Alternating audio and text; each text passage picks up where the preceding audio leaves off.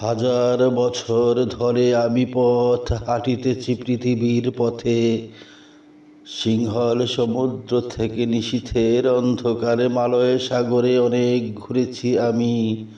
বিম্বিসার অশোকের ধূসর জগতে সেখানে ছিলাম আমি।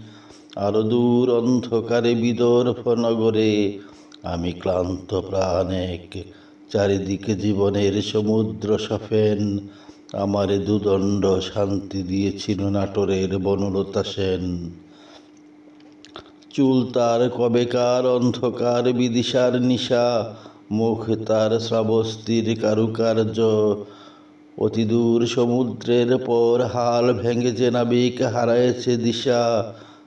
সবুজ ঘাসের দেশ যখন সে চোখে দেখে দারুচিনি দ্বীপের ভিতর, তেমনি দেখেছি তারে অন্ধকারে বলেছে সে, এতদিন কোথায় ছিলেন?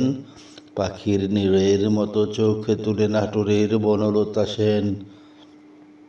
সমস্ত দিনের শেষে শিশিরের শব্দের মতন সন্ধ্যা আসে, ডানার রুদ্রের গন্ধ মুছে ফেলে চিল।